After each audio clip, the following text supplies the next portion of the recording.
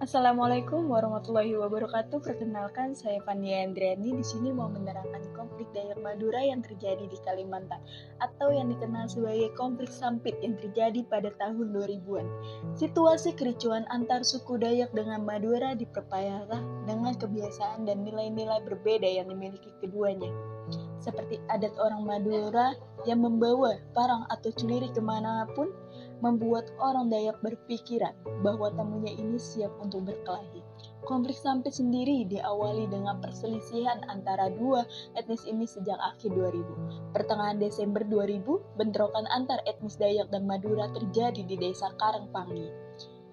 Membuat hubungan keduanya menjadi bersih tegang. Ketegangan semakin memuncak setelah terjadinya perkelahian di sebuah tempat hiburan di desa pertambangan Emas Ampali. Seorang etnis Dayak bernama Sandong tewas akibat luka bacok yang ia dapat.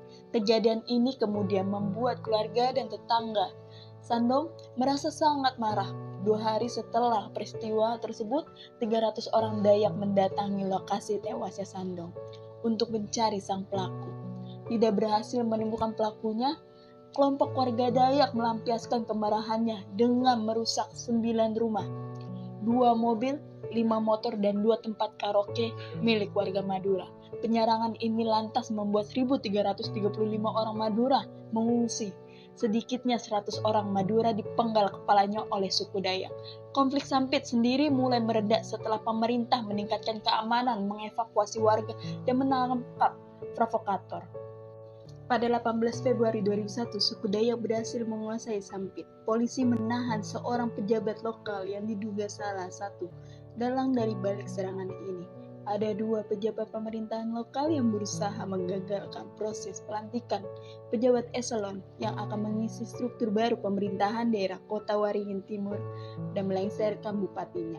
2 pejabat itu adalah Fedlik Aser yang sehari-hari bekerja di Papeda, dan Lewis, seorang pegawai dinas kehutanan. Mereka tidak puas karena sebuah pejabat yang dilantik beragama Islam. Kepada polisi, Fedlik dan Lewis mengakui telah merencanakan kerusuhan itu.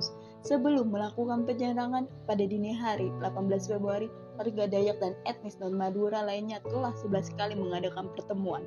Ia juga menyiapkan 15 juta untuk membayar 6 orang untuk memprovokasi kerusuhan di Sampit.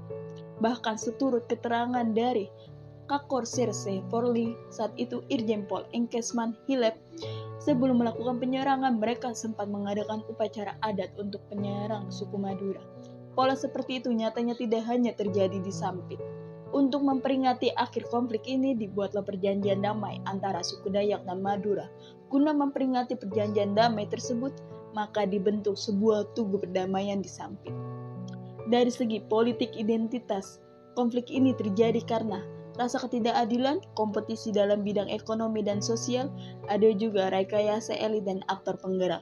Ada juga 3 teori tentang ketidakadilan: revised modernization, perubahan distribusi sumber daya, urbanisasi dan industrialisasi mendorong meningkatnya kompetisi antar anggota masyarakat, kolonialisasi internal, adanya ketidakadilan menyebabkan kalangan yang kalah memandang dirinya sebagai korban penindasan dan eksploitasi dari sistem pemerintahan yang ada atau kelompok etnis lain. Relative depression, adanya kesenjangan antara cita dan keinginan fakta kenyataan, namun tidak dibarengi oleh kemampuan, kemudian mengalami politisasi akan melahirkan gerakan yang mengarah pada upaya disintegratif. Sekian dan terima kasih. Wassalamualaikum warahmatullahi wabarakatuh.